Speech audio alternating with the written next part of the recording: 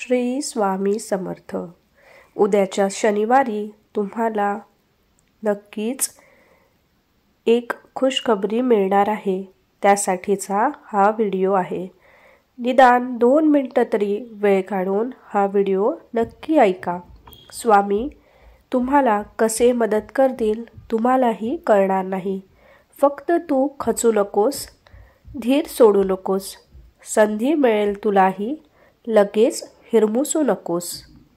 आयुष्य खूप सुंदर आहे, फक्त तू खचू नकोस। प्रेम तुझ्यावर करणारे कितीतरी लोक आहेत, तुझ्यासाठी जोडणारे खूप सारे हात आहेत। अरे अशाच आपल्यांसाठी तूही थोडं हसून बघ। आयुष्य खूप सुंदर आहे, फक्त तू खचू नको। उठ आणि उघडून डोळे पहा जरा जगाकडे। प्रत्येकाच्या आयुष्यात काहीतरी असतेच थोडे। नाही नाही म्हणून उगाच कुढत तू बसू नकोस। आयुष्य खूप सुंदर आहे, फक्त तू खचू नको।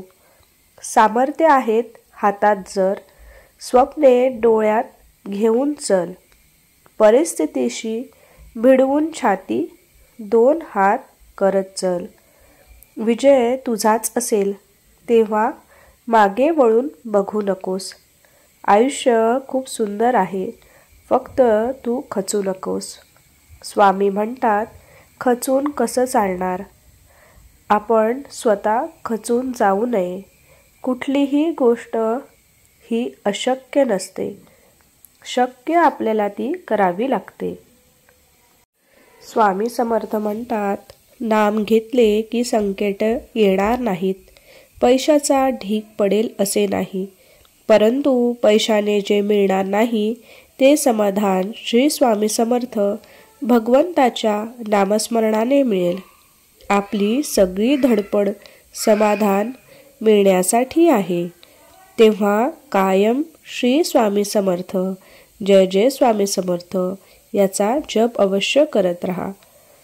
जिथे सर्व आशा संपतात, नशीब साथ सोडते, सर्व रस्ते बंद होतात, सर्वत्र अंधार दिसू लागतो, मग तेव्हा स्वामींचा खेळ सुरू होतो। फक्त आपले मन शांत ठेवा। थोड्या वेळ डोळे मिटून स्वामींचा जप करा। स्वामी तुम्हाला जे देतील ते तुम्ही स्वप्नात सुद्धा अनुभवलं नसेल, कारण स्वामी आपल्या मनातलं आपण सुद्धा जाणणार नाही इतकं ते आपल्या मनातलं जाणत असतात। म्हणून कधीही डगमगून जाऊ नये, स्वामींवरचा विश्वास ढळू देऊ नये। हा व्हिडिओ मन लावून डोळे बंद करून तुम्ही जर झोपताना शांततेमध्ये ऐकलात तर तुम्हाला स्वामींची प्रचिती ही लवकरच येणार। स्वामी तुम्हाला जे हवं आहे ते नक्कीच लवकरात लवकर देणार। तुम्हाला आनंदाच्या बातमीचा फोन लवकरच येईल। 5 मिनिटं तरी हा व्हिडिओ मनापासून मन लावून शांत चित्ताने ऐकून बघा आणि नंतर मनामध्ये थोड्या वेळ का होईना स्वामींचं नामस्मरण चालू ठेवा।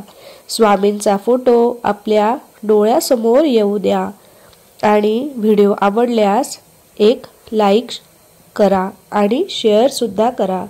स्वामी दरबार सुरू होतो, स्वामींची अद्भुत लीला सुरू होते। अतर्क्य अवधूत हे स्मरण गावी, अशक्य ही शक्य करतील स्वामी। याच गोष्टींवर स्वामींचा दरबार सुरू होतो। स्वामींना अशक्य असं कुठलीच गोष्ट नाही, त्यामुळे आपण नेहमी अथक नामस्मरण चालू ठेवावी, अजोड भक्ती करत राहावी।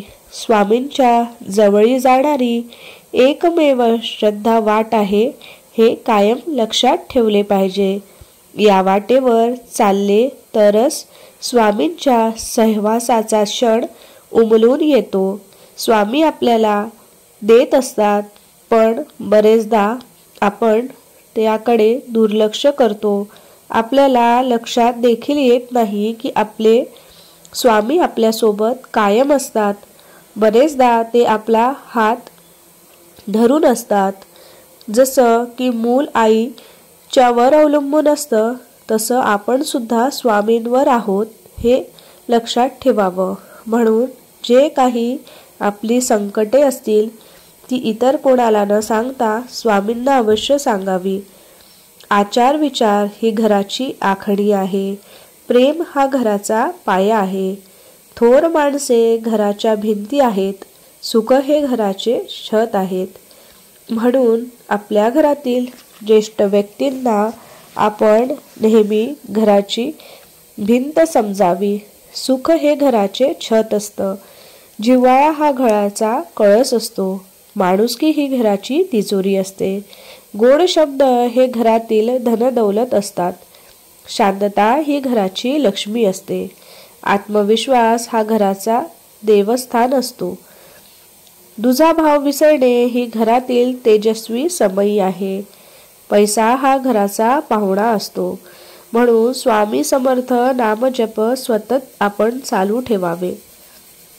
माणसाच्या परिचयाची सुरुवात जरी चेहऱ्याने होत असली तरी संपूर्ण ओळख त्याची वाणी, विचार आणि कर्मानेच होत असते. तुम्हाला स्वतःला कळत नाही इतके आपल्या मनातले स्वामींना कळत असते. म्हणून नामस्मरण करताना तुम्ही मला पाहत नसाल पण मी तुम्हाला पाहतो असं स्वामी आपल्याला म्हणत असतात. कारण तुमच्या हृदयातच मी आहे. तुम्ही नाम घेता म्हणून तुमच्या मागे पुढे मी चालत असतो. म्हणून कुठल्याही परिस्थितीत मनाचा तोल ढासळत असेल तर श्री स्वामींचे नाव घेऊन स्वतःशी संवाद साधा. मला माहिती आहे की माझ्या स्वामींनी माझ्यासाठी योग्य असेल ती योजना तयार केली आहे. मी स्वामीकडे प्रार्थना करते की किंवा करतो की तुम्ही ठरवून दिलेल्या मार्गावर चालण्यासाठी मला सद्बुद्धी मिळेल आणि योग्य वाट दाखवण्यासाठी बघण्यासाठी सहनशीलता सुद्धा द्या. त्याआधी शेवटी योग्य वेळ समजण्यासाठी ज्ञान द्या. श्री स्वामींची लीला अपरंपार आहे. फक्त मनापासून श्रद्धा व विश्वास ठेवा. श्री स्वामी सदैव आपल्या पाठीशी खंबीरपणे उभे आहेत. त्यांच्या अस्तित्वाची जाणीव नक्कीच आपल्याला होईल. म्हणून नेहमी स्वामींवर विश्वास ठेवा. स्वामी जे बोध देत असतात ते दैत्यातून बाहेर ये. मी कोणी मर्यादित शरीर नाही. मी असीम अनंत अस्तित्व आहे. फक्त एकाचेच अस्तित्व आहे. मी कोणापासून वेगळा नाही. मी माझ्यापासून वेगळा नाही. कोणी माझ्यापासून वेगळा नाही. तू सुद्धा ह्या माझा अस्तित्वाचा अंश आहे असं स्वामी आपल्याला म्हणतात. म्हणून नित्य चांगले कर्म करत राहावे. मन मोकळेपणाने कोणाजवळ मनातील इच्छा व्यक्त करायची असेल तर ती आपल्या हक्काच्या दिव्य शक्तीसोबत म्हणजे श्री स्वामी समर्थांसोबत व्यक्त करावी. म्हणजेच आपल्याला जे उत्तर मिळेल ते अगदी आपल्यासाठी योग्य असणारं मिळेल. म्हणून खचून जाऊ नका. धीर सोडू नका. आपल्या डोळ्यातील अश्रू पुसायला स्वामी आपल्या सोबत आहेत. म्हणून आपल्याला कितीही संकटे जरी आली तरी आपण आपली सहनशीलता सोडायची नाही. नियत कितीही चांगली असू द्या, ही दुनिया आपल्या दिखाव्यावरून आपली किंमत ठरवत असते. आपला दिखावा कितीही चांगला असू द्या, परमेश्वर आपली नियत ओळखून आपल्याला फळ देत असतो. म्हणून दिखाव्यावर न जाता आपण आपले कर्म करत राहावे. हा असाच वागला, तो तसाच वागला, हा असा बोलला, त्याने माझ्यासोबत असे केले, त्याने माझा विश्वासघात केला, त्याने मला धोका दिला. अरे किती त्रास करून घ्यायचा. कोण कसा वागला ह्या विचारात स्वतःला त्रास करून घेण्यापेक्षा आपण कसं वागायचं ह्याचा विचार करा. आपण कुठे चुकलो याचा अभ्यास करा, त्याचा चुका तिथेच सोडून द्या आणि आयुष्याच्या पुढच्या प्रवासाला सुरुवात करा. त्याच्याकडे आपण लक्ष द्यायचं नाही. लोकांना फक्त आपण काय करतो ह्यातच त्यांचा अख्खा वेळ वाया घालवायचा असतो. पण आपण आपला स्वतःचा विचार करायचा. फायदा घेणारे घेत राहतील. आपण ना त्या तत्व बदलायचे ना निष्ठा ठेवायचा. तो फक्त संयम आणि गमावणाऱ्याला पण कळेल त्यांनी काय गमावलंय. म्हणून स्वामींवर विश्वास ठेवून आपण आपला मार्गक्रम करत राहायचा. ज्यांची कर्मे चांगली आहे तो कधी संपत नसतो. सत्कर्मी माणसाला जीवनामध्ये अडचणी येतात, परंतु त्या सुटणाऱ्या असतात. या उलट जो दुसऱ्याला अडचणीत आणतो त्याच्या अडचणी आयुष्यभर संपत नाही. स्वामींवर नेहमी निसंकोच विश्वास ठेवावा. स्वामींच्या विश्वासामध्ये आपण कुठलीही कमतरता करायला नको. आपल्याला एक ना एक दिवस आपल्यासोबत जे घडेल त्याचा तुम्ही कधी विचारसुद्धा केला नसेल असे काही स्वामी आपल्याला देतात. म्हणून आपण आपले कर्म, आपली नियत चांगली ठेवावी. नियत कितीही चांगली असू द्या, ही दुनिया आपल्या दिखाव्यावरूनच आपली किंमत ठरवत असते. पण आपण आपल्या चांगले कर्म, चांगले विचार कधीच सोडायचे नको किंवा आपण सोडायला पण नाही पाहिजे. हा सोडून द्यायला शिका. हा असला वागला, तो तसा वागला, ह्या गोष्टी आपण नेहमी धरून ठेवतो. आपल्या मनामध्ये ह्या गोष्टी नेहमी राहतात. पण तसे न करता आपण ह्या गोष्टी सोडून द्यायला शिकलं पाहिजे. आपण किती सहजपणे बोलून जातो ना की आम्ही स्वामी भक्त आहोत. खरं तर स्वामी भक्त होणे साधी सोपी गोष्ट नाही. ही पदवी नाही, हुद्दा नाही. तो एक मिळालेला जन्म आहे. पुनर्जन्म म्हणा हवे तर, ज्यात आपल्या पूर्वपुण्याईमुळे स्वामींनी त्यांचे नाव घेण्याची, भक्ती करण्याची परवानगी आपल्याला बहाल केलेली आहे आणि ही संधी परत येणे नाही. तेव्हा या संधीचे सोने करण्यापेक्षा परीस करण्याचा आपल्या सर्वांकडून नम्रपणे प्रयत्न व्हावा, ही स्वामी चरणी प्रार्थना. म्हणून स्वामींचं नामस्मरण करताना कुठेही संकोच मनामध्ये ठेवू नका. जॉब आणि बिझनेसमध्ये लोक करतातच रे, पण ते देखील आपल्या लाईफ एन्जॉय करायला शिकतात. जगायला शिका. पैसा काय रोजच्या जीवनाचा भाग आहे. तो कमवायचा आहे तर थांबून नाही चालत.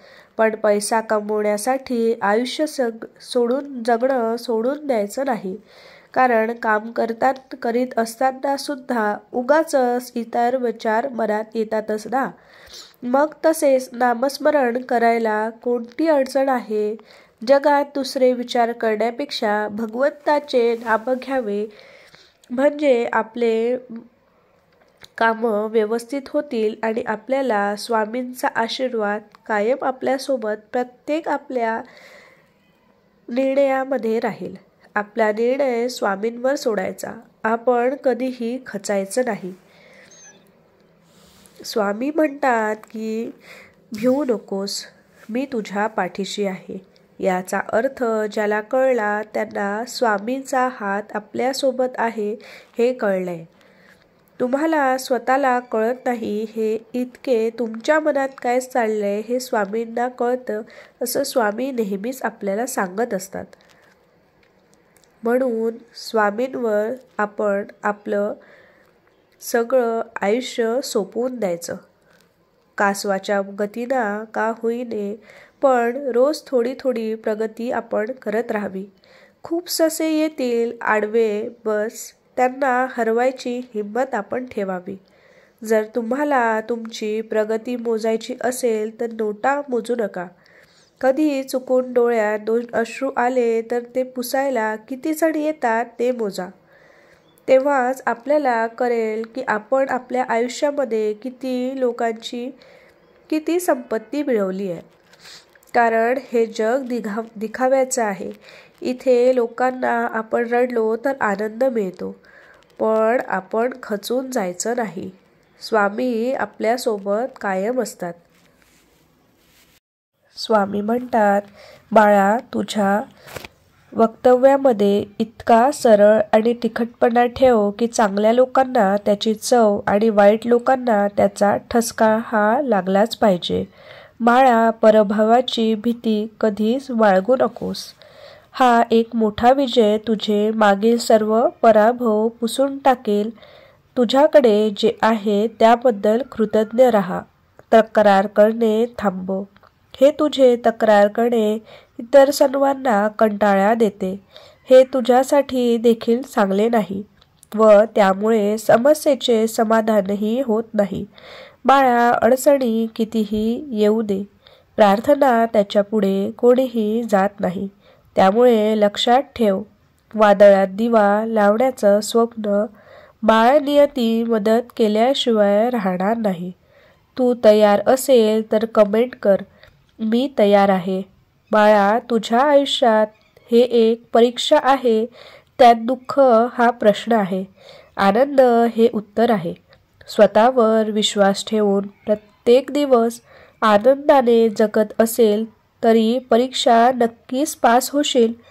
अरे बाळा, दुःख किती कोणाला सांगावे यालाही मर्यादा ठेव, कारण हे कलियुग आहे.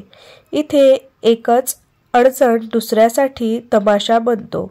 मी काय म्हणतो तुला समजतं का? समजून घेत असेल तर हो म्हण. देव म्हणतो, अरे माझ्या लाडक्या बाळा, जेवणाचा खरा आनंद घेण्यासाठी आर्थिक स्थिती नाही तर मनस्थिती चांगली असावी लागते. बाळा, संस्कारापेक्षा कोणतीही मोठी श्रीमंती नाही. प्रामाणिकपणापेक्षा कोणताही मोठा दागिना नाही.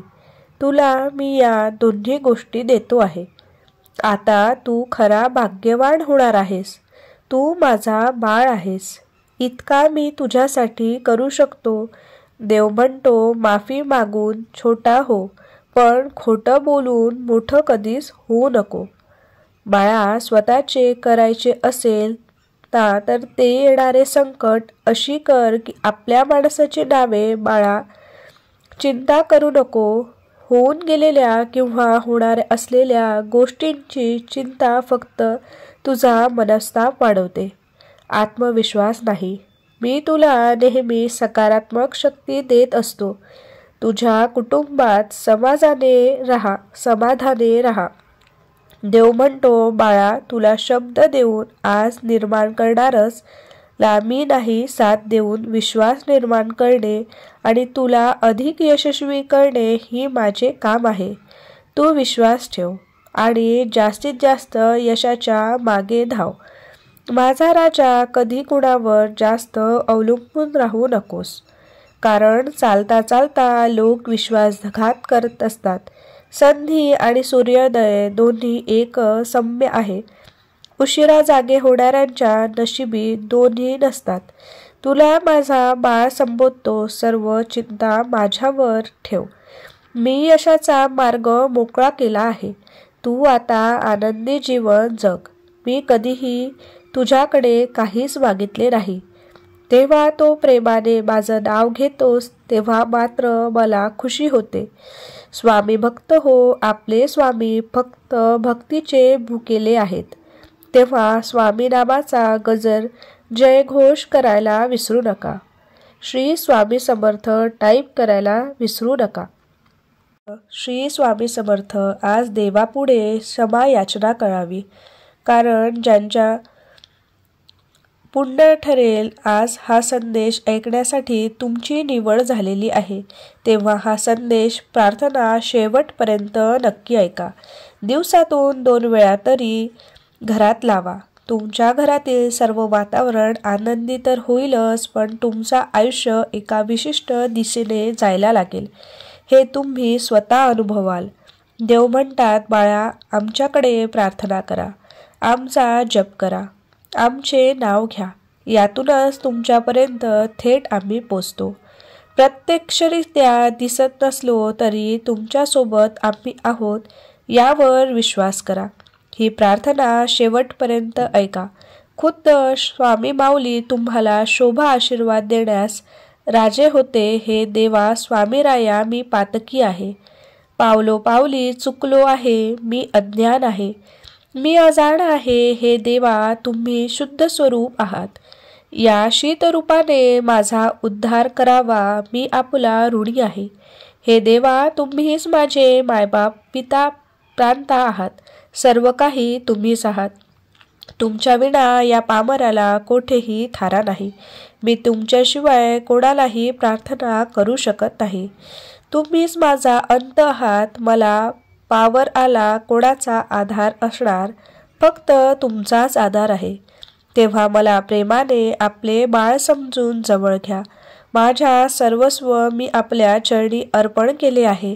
देवा मला कोणत्याही वाईट विद्या किंवा गाडीविद्येचे ज्ञान नाही. मी कोणालाही फसवणार नाही. फक्त मी तुमचा बाळ आहे. या पलीकडे माझी कोणतीच ओळख नाही. मी कोणालाही त्रास देत नाही. मला तुमचा बाळ होण्यापलीकडे काहीच नको. हे देवा मी तुमचा दास आहे, तुमचा बाळ आहे. याची विस्मृती मला कधीही होऊ देऊ नका. माझ्यातील श्वासातील तुम्हाला एक होऊ द्या. कामक्रोधाचा लोक होत्या त्या माझ्या संकटाला तुम्हा विण मला कोणीही टाळणारे नाही. तेव्हा या लेकरावर तुमचा वरदहस्त राहू द्या. देवा तुमची आठवण नाही हो, तो क्षण, तो दिवस कधीच नसावा. नित्य तुमचं स्मरण माझ्या मनी राहावे. हे देवा मी भक्तीचे भिक्षा मागत आहे. तुझे निजरूप तुमचा गुणगाता मनी असलेले राहू द्या. क्षणोक्षणी कोणत्या ना कोणत्या रूपात तुम्ही माझ्यासारख्या किंकराकडून तुमची सेवा करून घ्या. हे देवा तेव्हा तुम्हाला मी वडील मानतो. मी तुम्हाला आराध्य मानतो. तुम्हीच माझे पालन पोषणकार आहात. तुम्हीच गुरु, तुम्हीच काळजी घेणारे आहात. प्रत्येक वेळी संकटातून तारून पुढे नेणारे माझे सर्वस्व तुम्ही मला योग्य कर्म करायला भाग पाडावे. माझा अहंकार नेस्तनाभूत करावा. सर्व योग्य ते माझ्याजवळ ठेवावे. तुम्ही सर्वज्ञाने आहात. मी पामर तुमच्याकडे प्रार्थना करतो आहे. मला सुखी समाधानी जीवन द्यावे. देवा तुम्ही परम दयाळू कृपावंत आहात. हे जग तुमच्या विना आहे नाही आणि मी तुमचा लाडका आहे. माझ्या सर्व चिंता दूर कराव्यात. तुमच्या मध्ये माझे मन एकरूप व्हावे. काही चुकल्यास या अजाण बालकास माफी करावे. वासना, क्रोध, लोभ यापासून मुक्त करावे. जन्ममृत्यूच्या फेऱ्यातून मला नेहमी वाचवावे. या तिहेरी जगाच्या पाठीवर फक्त तुम्हीच माझे तारणहार आहात. माझे आयुष्य अवशेष नको विशेष बनवावे. माझ्या हातून नेहमी सत्कर्म घडावे आणि तुमच्या हृदयामध्ये मला एक थोडे का होईना स्थान तुम्ही द्यावे आणि मला नेहमी तुमचे आशीर्वाद मिळावे. ही सद्बुद्धी मला कधी तुमचा विसर नको व्हायला.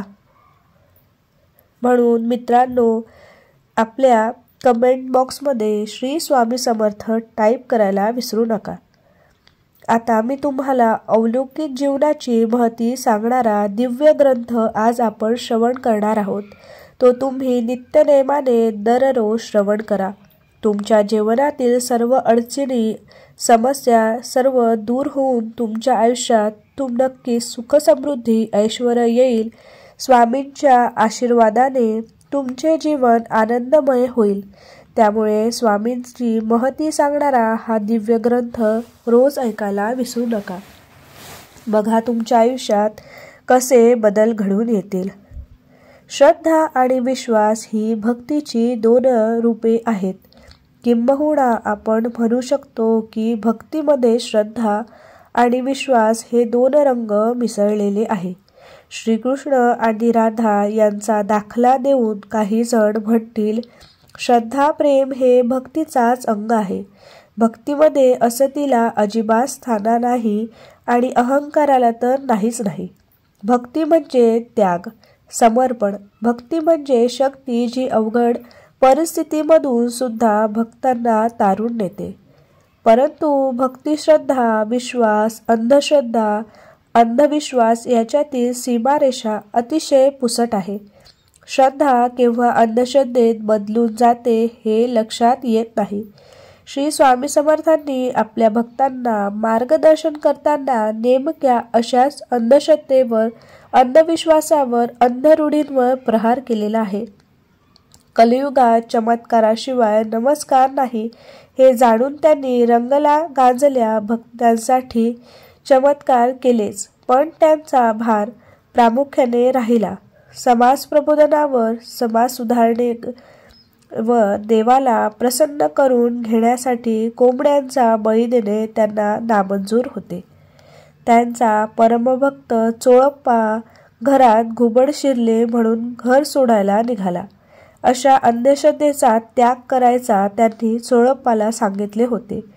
त्याला उपदेश करताना श्री स्वामी समर्थ म्हणाले होते, घरात घुबड शिरलं म्हणून घरातील माणसांनी घराबाहेर जायचं की घुबडाला घराबाहेर काढायचा. चोळप्पा, या रूढींवर विश्वास ठेवू नको. कोणी खेळण्यासाठी किंवा मनोरंजनासाठी सुद्धा पत्ते हातात घेतलेले त्यांना आवडत नव्हते.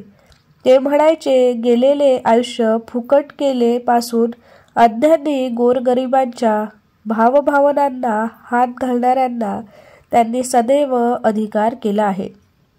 देवापुढे राजा आणि रंग हे दोघेही सारखेच. हे स्वामींनी अक्कलकोटचे राजे मोलाजी राजे यांना सर्वांसमोर खडसावून सांगितले. असे हे श्री स्वामी समर्थ कोण, कुठून आले, आयोजित होते की आयोजित या प्रश्नांची उत्तरे आजही मिळालेली नाहीत. सातपुड्यापेक्षा अधिक उंचीच्या अजाणुबाहू स्वामींच्या तेजस्वी चेहऱ्याकडे कोणीही टक लावून पाहू शकत नव्हते, अशी बखिरे मध्ये नोंदलेली आहे. कुणी म्हणतं की स्वामी पंजाबहून आले, कुणी म्हणतं स्वामींचे वय 700 वर्षांपेक्षाही अधिक असावे. प्रत्यक्ष स्वामींना जेव्हा प्रश्न केला जाईल की आपण कोण आहात, तेव्हा ते आपल्याबद्दल सांगताना म्हणायचे, मूळ पुरुष वडाचे झाड. दत्तनगर स्वामीच्या भक्तगणात उन्नती अवस्थेतील एक सोनारीण होती. तिला सारे वेळे म्हणायचे. एक मान्यता होती, ज्यांना सर्वांनी अर्धवट ठरवले होते. झांजा आणि ढोलक वाजवत दोघेही भक्तगण या दोघांना पुढे करून स्वामींना राग शांत करायची आणि स्वामीबद्दल ही दोघं म्हणायची, वटपत्रशाही मूळ पुरुष दत्तात्रय रूपाने अवतरले आहेत. स्वामी श्री दत्तात्रयांचा अवतार आहे. श्रीपाद श्री वल्लभ श्री नृसिंह सरस्वती नंतर अक्कलकोट निवासी स्वामी समर्थ 14व्या शतकात श्रीपाद श्री वल्लभ श्री नृसिंह सरस्वती हे दोन लोक अवतार झाले. लौकिकदृष्ट्या श्रीपाद श्री वल्लभ आणि गंगेत समाधी घेतली आणि आपली अवतार समाधी केली. काय कालखंडानंतर श्रीपाद श्री वल्लभ श्री नृसिंह सरस्वती या नावाने पुन्हा अवतीर्ण झाले. अवतार समाप्तीच्या समयी श्री नृसिंह सरस्वती कर्दळीच्या पानावर शेवंतीच्या फुलाच्या असण्यावर बसून गंगेच्या लाटांवर तरंगत तरंगत अदृश्य झाले. कर्दळी वनात गुप्त झालेल्या श्री नृसिंह सरस्वती नंतर 400 वर्षांनी श्री स्वामी समर्थांच्या रूपाने प्रकटले. श्री स्वामी समर्थांच्या अवतीर्ण होण्याबद्दल निश्चित काळ वर्तकता येणे शक्य नाही.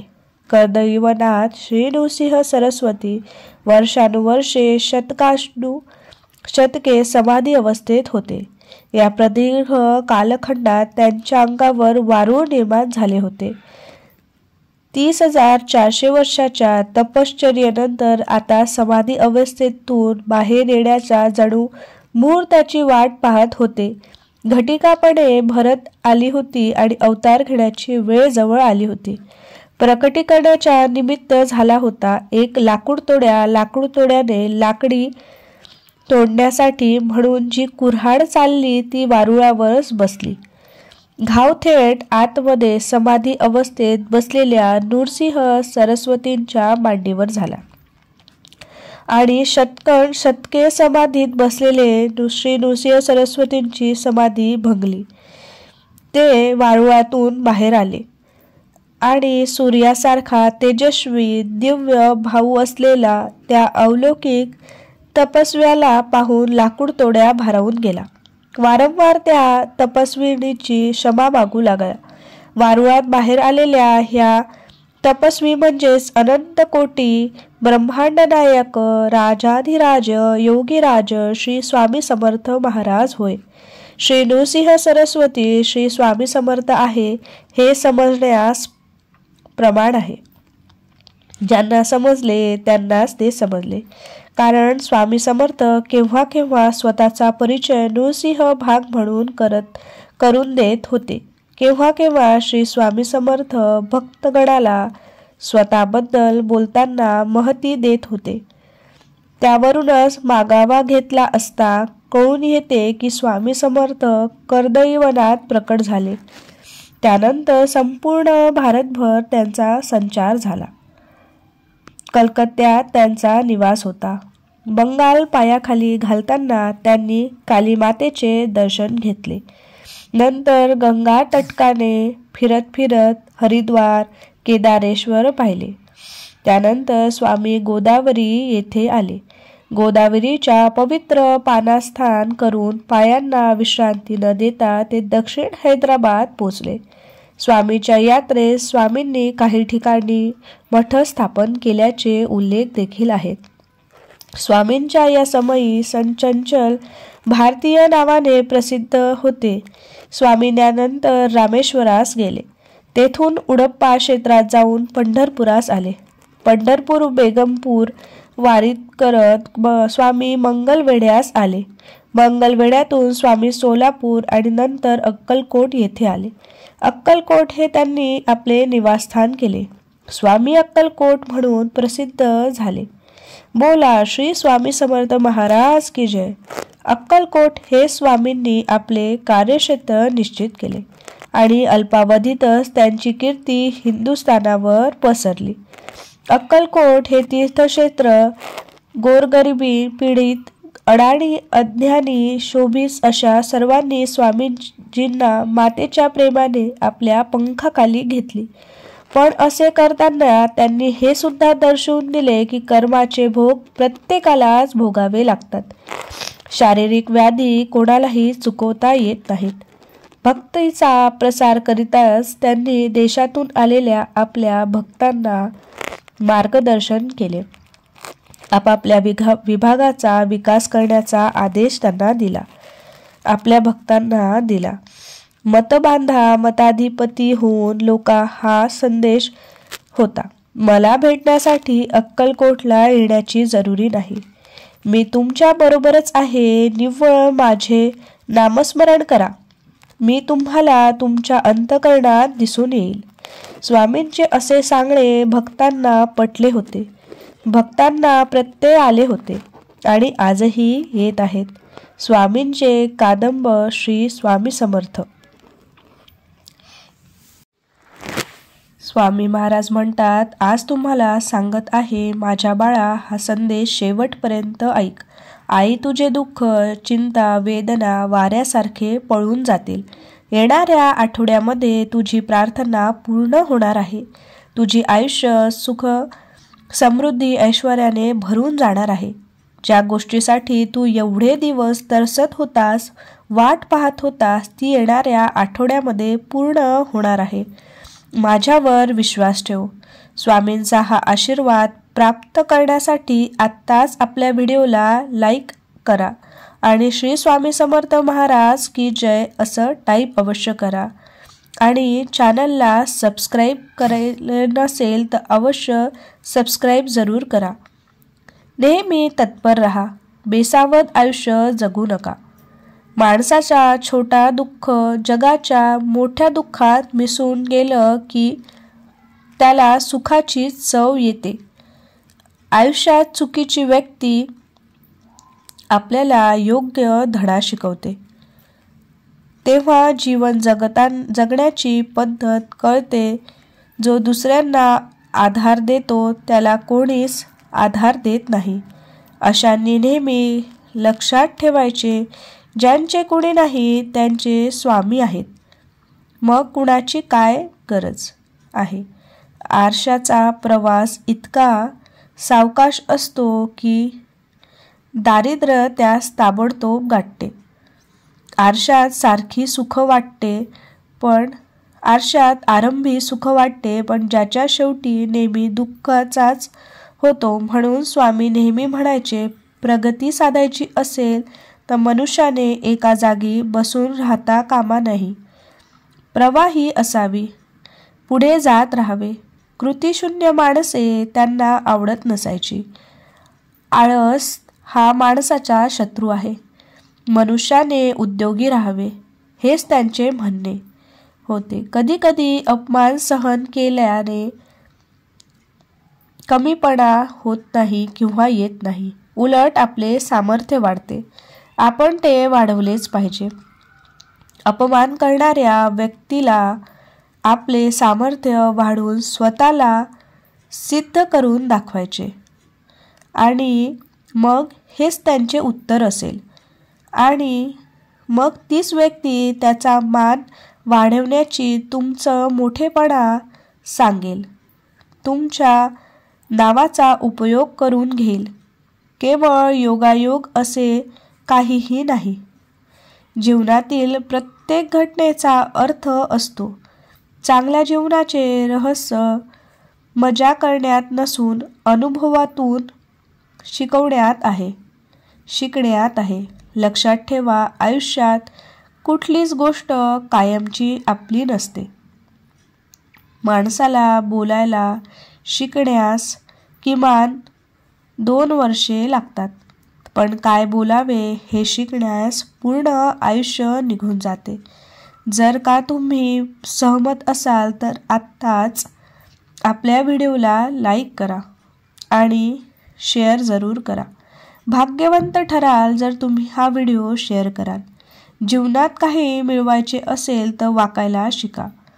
विहिरीत पडणारी बादली नतमस्तक झाली तरच पाणी वर येते. जो चिंता करतो तो दुःखी असतो.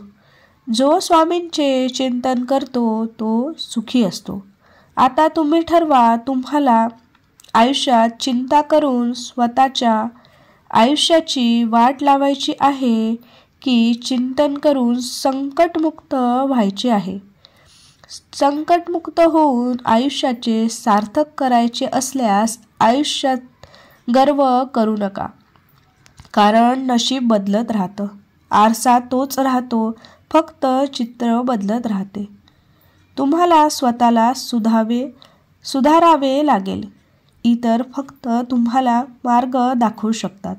स्वामी म्हणतात, चांगले कर्म केले तर नशीबही बदलते.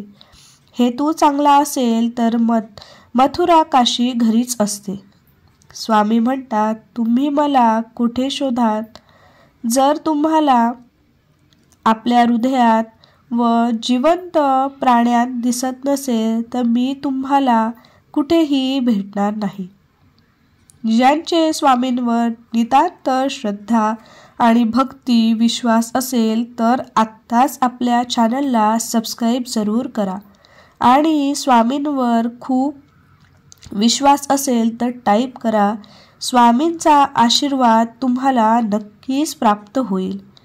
ज्या माणसाच्या मनामध्ये स्वार्थ नसतो तोच चुकीला चूक आणि बरोबरला बरोबर म्हणण्याची हिंमत ठेवतो. तुझ्या हातातलं काही गेलं तर दुःख मानून घेऊ नका. हातातलं कुणी हिसकावून घेतलं तरी नशिबातलं कुणी घेऊ शकत नाही, कारण फुकटचं पुरत नाही आणि कष्टाचं संपत नाही. गोष्टी सोडून द्यायला शिका, कारण घेतलेला श्वास सोडल्याशिवाय पुढचा श्वास घेता येत नाही. माणसाने नेहमी सोनं द्यावं आणि सोन्यासारखं व्हावं असं आपण नेहमी म्हणतो, परंतु सोन्याचा तसा उपयोग काय?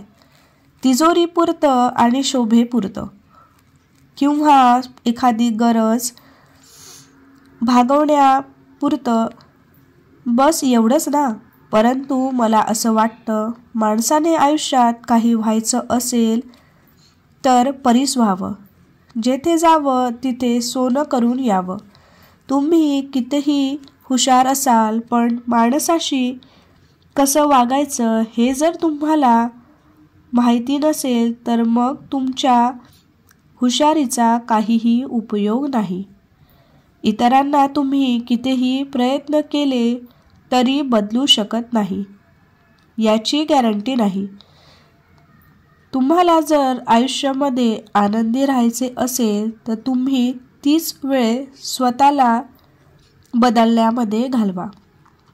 जीवनामध्ये नक्कीच आनंदी राहाल.